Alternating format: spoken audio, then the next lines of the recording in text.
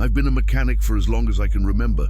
I grew up surrounded by wrenches, engine grease, and the hum of carburetors. But none of the things I learned in my father's garage prepared me for what would come after we moved to Pine Hollow Ridge. I thought it was just a rough patch, bills piling up, work drying out, sleepless nights. But I was completely wrong. My name is Samuel, and if you've ever doubted that certain houses can hold more than just memories, let me tell you what happened. I swear on my son's life that every word is true. I thought I'd seen everything, thought the exhaustion was just playing tricks on my mind. But with time, I realized what surrounded us went far beyond what eyes can catch. And the worst part, it didn't only happen to me, it was December. That kind of December where the cold digs deep into your bones and the sun feels like it gives up halfway through the day. We had just moved into an old house on the outskirts of town, nearly at the dead end of a dirt road, with only 3 working street lamps. My wife, Sarah, and our baby boy, Ethan, were everything to me. We were scraping by. Sometimes not even that. But we had each other. Sarah stayed home taking care of Ethan, while I took on any job I could find. Lately, there weren't many. That week, I'd sent out over 20 applications, not a single reply. The landlord had given us a deadline to pay rent, which kept increasing every month for no reason. And me, I just wanted to keep a roof over our heads. That night, after a dinner of stale bread and lukewarm coffee, Sarah went to bed early with Ethan. I stayed in the kitchen, lit only by my phone screen, sending messages, updating my resume, checking if anyone needed help with an install, an appliance repair, anything. Then suddenly, without warning, I heard 3 sharp knocks on the front door. It was 2 a.m. I froze, thought maybe I imagined it. Then again, slower, heavier this time. I didn't move right away. I couldn't understand why anyone would knock on that door in a place so remote at that hour. I walked over slowly, didn't turn on the light, pulled the curtain back just a bit. Nothing, no one out there. And right then, as I held my breath, a thought hit me like lightning. What if it wasn't someone, but something? If you're drawn to stories like this, don't forget to subscribe, hit the bell icon, and let me know in the comments. What's the worst experience you've ever lived through? Because this is only the beginning. I stood there, pressed against the wall, listening. The clock said 2:07 a.m. At that moment, the whole house felt like it was holding its breath with me. Nothing moved. No steps from Sarah, no sleepy murmurs from Ethan, just a thick silence that makes it hard to even think. I took a deep breath, gathered some courage, and opened the door. Outside, the wind felt like blades. The street, lit faintly by a flickering lamp, was still. No movement, no sounds, nothing. I looked down. Snow blanketed everything, clean, untouched. No footprints, not even mine from earlier. It was like the whole world had been reset. I shut the door, bolted it, and just stood there.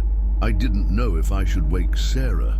How do you explain someone knocking and disappearing without a trace?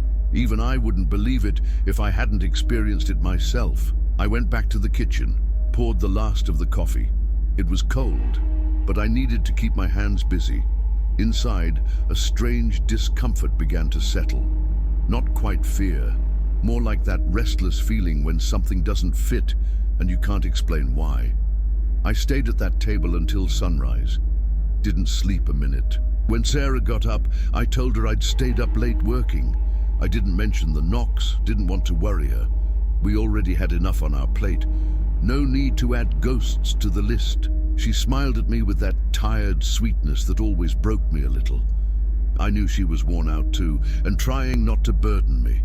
I went out for a walk, needed to clear my head. I stopped by the usual corner store, the one that opens early. While I waited for the owner to pull fresh bread from the oven, I lit a cigarette. That's when Mr. Walter, the old man who had run that place for years, approached with his slow, steady walk. "You didn't sleep either, huh?" he said, not quite looking at me. "Excuse me? You look pale, like you saw something you shouldn't have." I stared at him, stunned. I hadn't told anyone what happened. What do you mean, Mr. Walter? He took a deep breath like he weighed every word. The outsider. The man in black. He shows up without a trace. I said nothing, didn't know how to answer, but inside I felt the same chill from the night before. Only this time, it came from within. Mr. Walter said no more, just handed me the bread, patted my shoulder, and walked to the back like nothing happened. And that's when I realized what I heard the night before hadn't been a hallucination. I walked back home, bread in hand, thoughts spinning. I couldn't shake Mr. Walter's words. He spoke of a man in black, someone who arrives without a footprint. How did he know? Had he gone through it? Was he messing with me? Sarah was waiting, breakfast almost done. Ethan was crawling on the floor after an old toy. It all looked so normal, so everyday, that for a second I questioned everything. Thought maybe I shouldn't say anything. But something in me needed to break the silence. Someone knocked on the door last night. Sarah looked up, confused. Oh, what do you mean someone knocked? Who? I don't know. I opened it, no one was there, no tracks, nothing, like it never happened. She frowned but didn't speak. Just nodded slowly, like she wanted to believe me but didn't know how. You think it was someone or something? That last word, something, echoed in me deeper than I expected. I didn't know what to say. I shrugged, tried to brush it off, but Sarah's no fool. She knows me. She knew something was off. The rest of the day I tried to keep busy, swept the yard, fixed a hallway light that had been flickering for weeks, even started organizing the tiny shed out back. But nothing helped. Every creak in the house made my nerves stand on edge, like something was about to happen. That afternoon, after lunch, I went back to the store. I needed answers.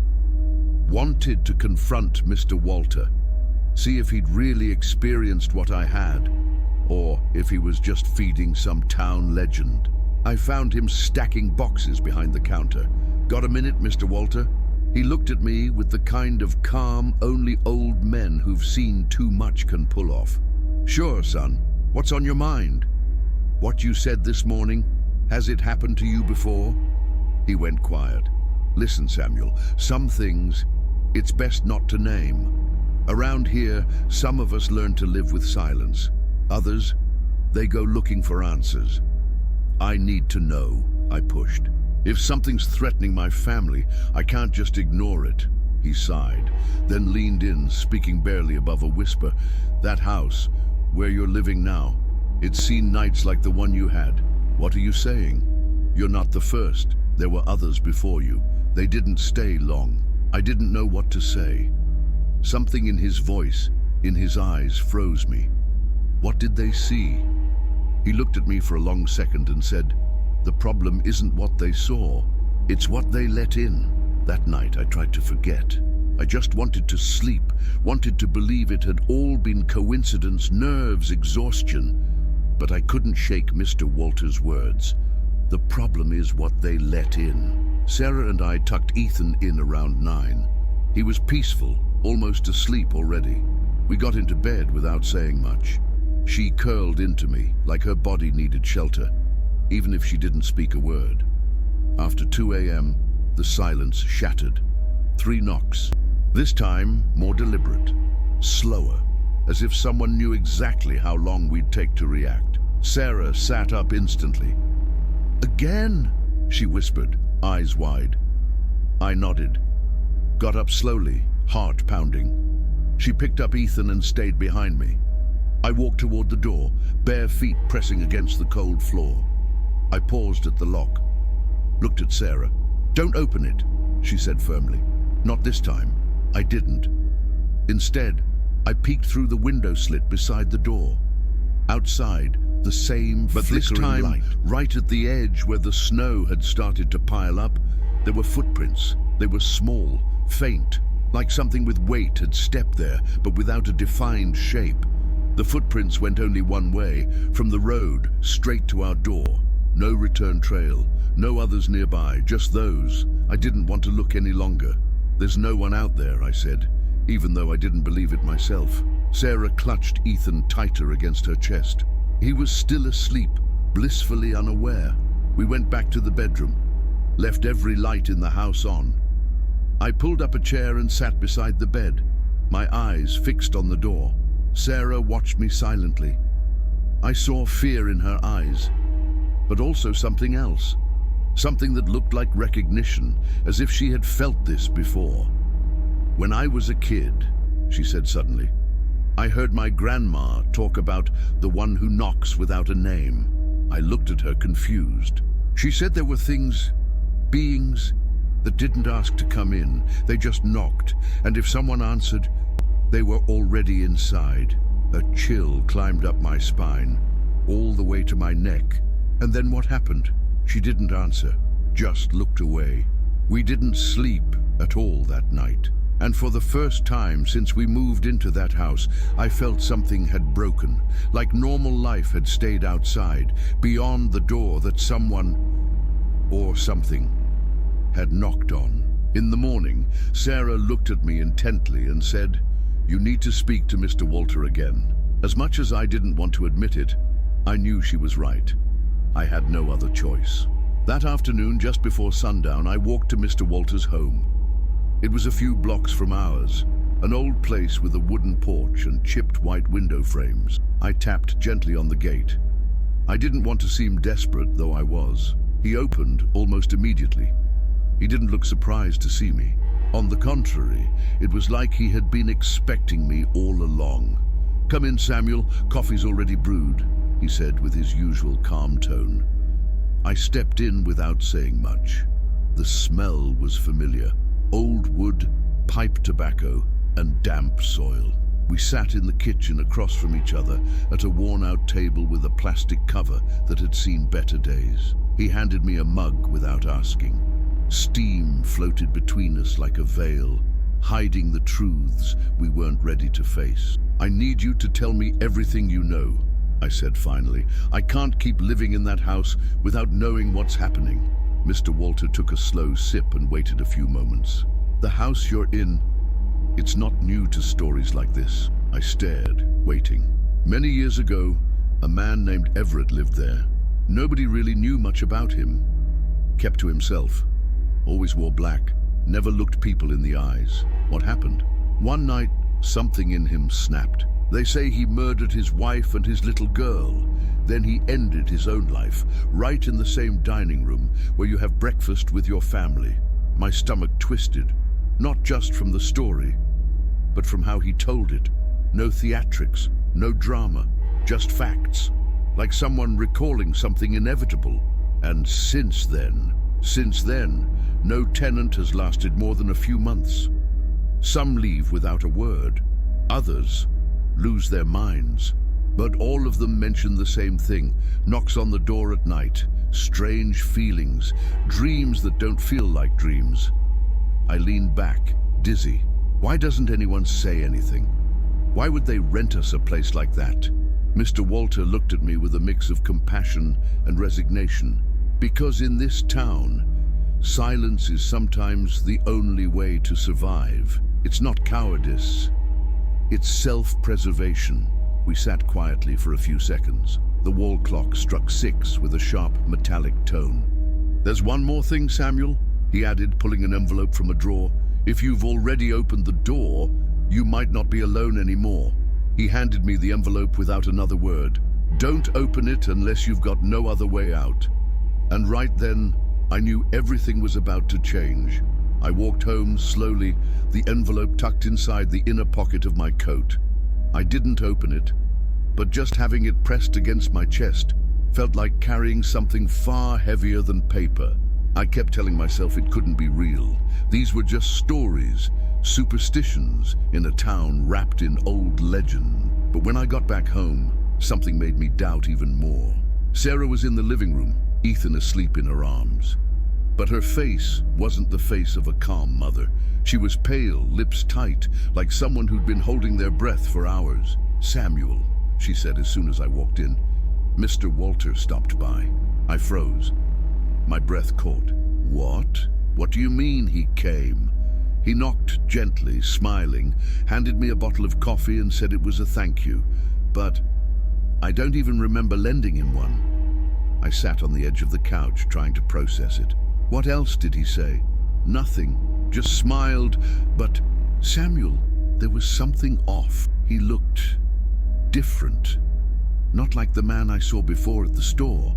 I didn't tell her that I had just seen him less than an hour earlier, that he had given me a sealed envelope, that he'd spoken about death, shadows, and doors that should never be opened. I didn't want to scare her more, but inside, I couldn't ignore the feeling that something was already moving, slow, deliberate, through our lives. That night, for the first time, we left every light on. Sarah insisted that Ethan sleep in our bed. I didn't sleep at all. I stayed in the kitchen, a mug of coffee in my hands, untouched. The envelope was still in my pocket, sealed. At exactly 2 o'clock, the knocking returned. 1, 2, 3. I didn't go to the door, I didn't move. I just sat there, every muscle tense, as if my body expected the door to burst open on its own. Then something new happened. From the window, I heard a faint scraping, like fingers trailing along the glass. I didn't look. This time, the fear wasn't in my mind. It was physical, a weight on my chest, a heat crawling up my neck, a certainty that didn't need proof. When morning came, Sarah found me in the same position. I said nothing. She didn't ask. She just looked at me and said, "We're not alone, are we?" And for the first time, I couldn't lie to her. The day that followed felt like walking through fog. Neither of us spoke of it. We stuck to the routine, feeding Ethan, cleaning, checking for job postings. But everything was wrapped in silence. Everything carried a tension that seeped through the walls like cold air. But I couldn't shake the feeling that something had entered. Not when I opened the door, after. As if the knocking had never been a warning, but a ritual. As if whatever, or whoever, had been testing us, had finally found the way in. That night, around 9, the power went out in the entire town. Not unusual. Pine Hollow Ridge had its share of outages every time storms rolled through. But this time, no storm, no rain, no wind, not a single cloud. Just total darkness. We lit candles and locked ourselves in the bedroom. Sarah held Ethan close, and I sat by the door like that could protect us. I had Mr. Walter's envelope in my hand. I pressed its edge between my fingers. But I didn't open it. I told myself I'd wait until it was absolutely necessary. Then it happened. A faint sound, barely noticeable, like a fingernail dragging slowly across the wood of the front door. Then silence. Then again. Louder. Longer. These weren't knocks anymore. It sounded like someone was trying to open it, from the outside, or maybe from the inside. I got up without saying a word, walked down the hallway in the dark. The candle shook in my hand. The air felt thicker, like the whole house was holding its breath. I reached the front door. It was closed, nothing in the lock, but right beside it on the frame was something that hadn't been there before. 3 marks, thin, parallel, as if someone or something had slowly dragged its fingers down the wood. I stepped back. I didn't open the door. When I returned to the bedroom, Sarah looked at me like she already knew what I had seen. She didn't say anything. Ethan was asleep, but made a soft noise, almost like he was crying in his dream. We sat together on the bed, all 3 of us.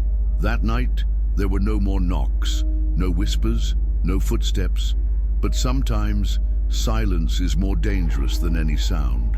The next morning, Sarah confessed something I didn't expect. "I got up to use the bathroom during the night," she said, "and I saw the front door slightly open. That's impossible. I left it shut." "It was open, Sam, just a few inches, but enough for something to slip through." That's when I realized the question wasn't whether something was with us. It was how long it had already been inside. I couldn't ignore it anymore.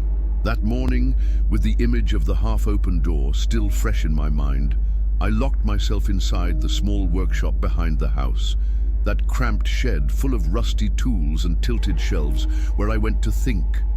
I shut the door behind me. took the envelope from my coat and placed it on the table like it was something dangerous. I hesitated for a few minutes, turned it over in my hands, touched the paper like I could guess what was inside just by feel, but there was no point waiting anymore. I opened it. Inside was a single sheet, folded in thirds. The paper was yellowed, the ink fading. No dates, no names, no greeting. Just one sentence, written in slanted, uneven letters. Once you allow it in, you no longer control what goes out. I read that line once, then again, then again. It said nothing more, but it didn't have to. I felt like I'd been punched in the chest. I sat there for hours, frozen, staring at that cursed phrase. There was a weight to it, not just a warning, a sentence, like Mr. Walter had known the worst was still ahead. When I returned to the house, I found Sarah standing at the front door. She wasn't touching it, she wasn't moving, just staring at it, arms limp at her sides. I walked up to her slowly. "What are you doing?" It took her a few seconds to answer. She looked at me like she was waking from a trance. "I don't know. I just felt like I needed to be here." I took her by the arm and led her back to the kitchen. Her skin was cold, like she'd been outside for a long time. But she hadn't left the house. Ethan was still asleep in his crib, frowning, as if locked in a nightmare. That night, after the lights were turned off, because this time the electricity had stayed on, Sarah asked me something she never had before. "Can you stay up for a while? Just watch the house?" I nodded. I stayed on the couch, the note still folded in my pocket. The clock ticked slowly. Every creak in the floorboards felt amplified. I couldn't tell what was normal anymore. Every shadow seemed to shift when I wasn't looking. Every sound had weight. At 2 a.m., Ethan started crying. I rushed into the bedroom. Sarah already had him in her arms. He was drenched in sweat, but his skin was ice cold. She held him close, looked at me with red, tired eyes. "He woke up screaming," she whispered. "He said someone was calling him from the door, and we said nothing more. We laid him down between us. None of us slept. None of us spoke. We just waited for the night to end. But something told me that even if time moved forward, it didn't behave the same way inside that house anymore." Morning came quietly. No knocks, no footsteps, nothing. It was strange. After so many tense nights, the sudden calm felt almost unnatural. Sarah got up first. She made coffee like everything was normal. Ethan was playing on the floor, laughing with one of his toys. For a brief moment, I convinced myself it was over, that maybe we had survived whatever it was. But then came the news. A neighbor knocked on our door around 9. It was Mr. Allen, an older man who used to chat with Mr. Walter in the mornings. "Samuel, they found him this morning. Walter." He didn't have to say more. They found him in his home, seated in his favorite chair. The front door wide open. No signs of struggle. No prints, no blood, nothing. Just him, eyes closed, like he'd fallen asleep and never woke up. I went to see for myself, felt like I had to. When I walked in, everything was exactly as I remembered. The table, the mugs, the books, but something had changed. The air was heavy, like the room held onto a final breath that refused to fade. On the table, there was a blank sheet of paper, not a single word. And that scared me more than any letter. When I returned home, I told Sarah. She didn't seem surprised. She looked down and murmured, "I felt it last night, something left, like he held it in." The days passed, and to my surprise, things started to change. We didn't hear the knocks again. Ethan slept through the nights calm, without crying or sweating. Sarah began to smile again. She hummed while she cooked. I got a part-time job at a gas station nearby. Slowly, life began to move forward again. But inside, something didn't quite settle. The peace, it didn't feel real. Whenever I passed by the store, I'd stop and look at Walter's house. It was shut tight, like it had never existed, but I knew his death hadn't been normal. And the question that haunted me most was the one I never got to ask. What did he know that he never told me?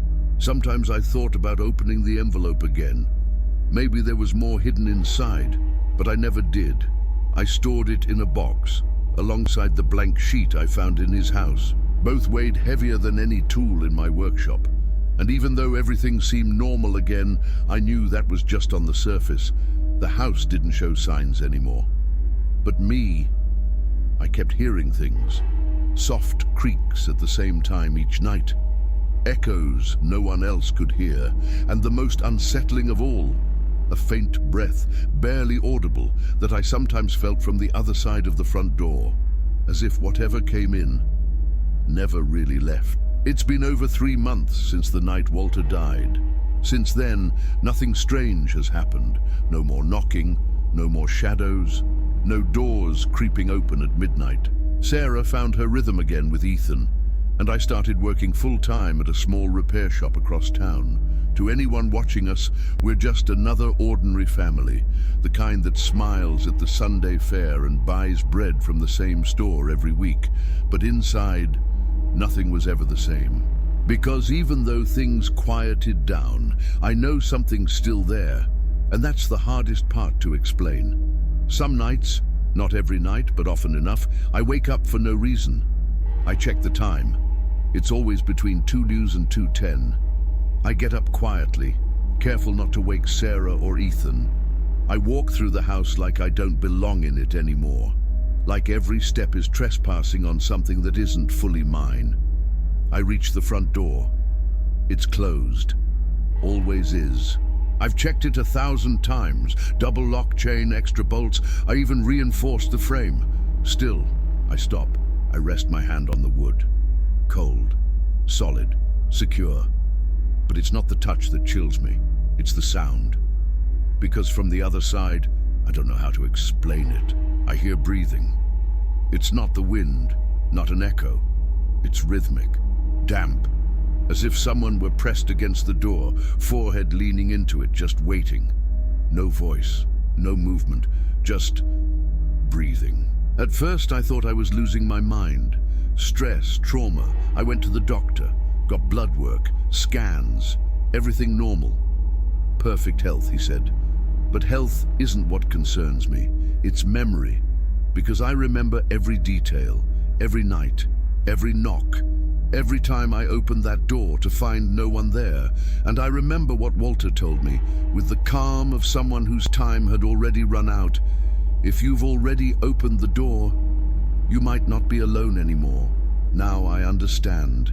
He wasn't talking about a ghost or a curse out of some old movie. No, he was talking about a presence that settles into your routine, one that doesn't need to show itself to be felt. A presence that lives in silence, in the things left unsaid, in what only you can feel. And the most terrifying part is that you get used to it. You learn to live with it, to breathe at its rhythm, to ignore it during the day, and fear it when night comes. Because even if you don't see it, even if you don't hear it, even if you swear it's gone, it's still there, right on the other side of the door, waiting for you to open it again.